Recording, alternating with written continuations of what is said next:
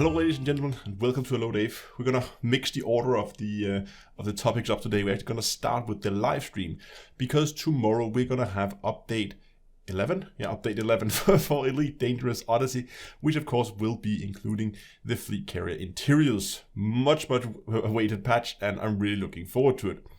Now, since it is happening on a Tuesday where I usually have my live stream, what I will be doing tomorrow during the live stream is I will be hosting an event where you can join during the live stream on the carrier, and we're going to be exploring the insights of the carrier. We're going to be playing around with the new modules we can fit. We're going to see how the new bartender works, all that stuff. So the way it's going to work is I'll be in my private group, MP_Astro, and you can come to that, join on the carrier. All the information is in the description about where that is, what's the name of the carrier, and all that stuff.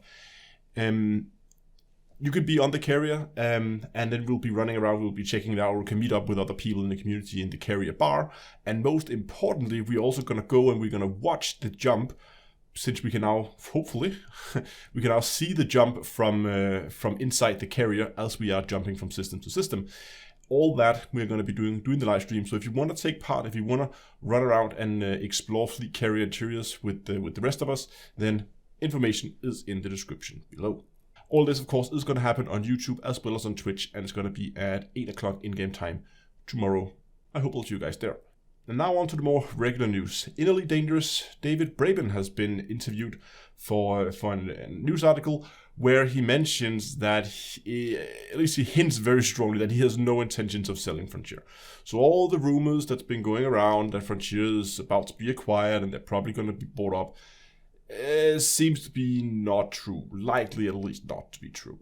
I say likely because if they are still in a process of negotiating with a potential buyer, obviously he cannot go out. I actually don't think he's not allowed to go out and say anything before the deal is finalized, because it's a publicly traded company. He cannot say anything before that, so he will have to go out and deny it. But I think it's I'm pretty sure that they're not going to sell. But of course, that still begs the question, what on earth is then going on with the communication regarding Elite Dangerous? The silence continues. There's still no information. We get the bare minimum of information. We're like, hey, there's a patch this day. And that's it. We kind of know that it's going to have fleet carrier interiors, but other than that, we don't really know a whole lot about it, to be honest. Nothing has been communicated. We know there's a patch. We know it's tomorrow. We know there's fleet carrier interiors as part of it. Probably going to be performance optimizations as well, but other than that, your guess is as good as mine. I refuse to believe that this is just them wanting to wait until they can go back and do their live streams in their studio and those kind of things. If that was all there was to it, that they just wanted to wait until they have the time to like rework the live streams as they said they would, and that's fair, but that could explain why they're not live streaming, but that doesn't explain the complete silence on all other fronts. I mean, what happened to the developer updates they said they would do every month? What happened to just, I don't know, they also said they would keep us up to date with the issues. The issue tracker has also died. No information is coming out. That is not just a missing live studio or something that has to be reworked with the live streams. And even then, I mean, how long does it take to rework a live stream format? I mean, it's been almost 3 months now, so at least 2.5. So I don't know. It's getting a little ridiculous, I think. And well, if the silence continues, then I guess Hello Dave will be a lot more focused around Star Citizen than it will around Elite Dangerous, because honestly told, it's not that much to talk about. In the last Inside Star Citizen, we got some information about some additional features coming to the 3.17 patch. The 3.17 is shaping up to be a really, really good patch. We are now getting the first iteration of rivers on planets. So we have had oceans for a while. It's a little dated now, but that probably needs some rework at some point. But we are getting the first iterations of the new river systems. And it's just going to do a single test, basically. It's just a single river on Microtech, and this is just to test things out. They don't want to implement rivers across all the planets just yet until they see how it performs, see how it works, iron out all the bugs before they begin to spread it out. But from what I have seen, first of all, it looks amazing, as always. Anything that they put out for that game looks stunning. But also, I really like what they've done with allowing basically foliage to be more dense around riversides. I mean, as you would expect, there's a lot of water available, so trees will grow taller.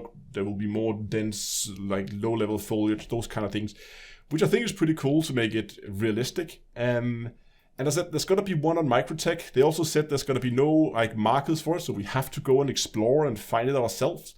So that will be fun. I definitely think that's something we'll be looking into when that comes out. Do an exploration stream on Microtech, see if we can find some rivers.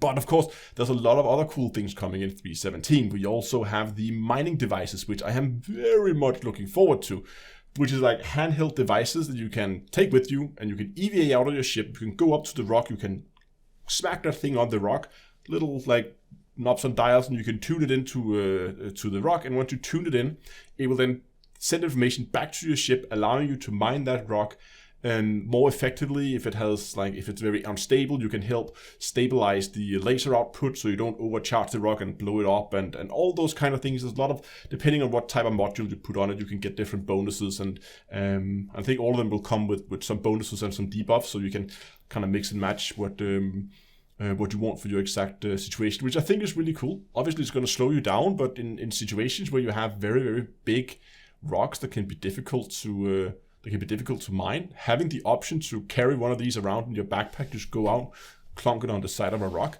to blow it up, I think that's pretty cool.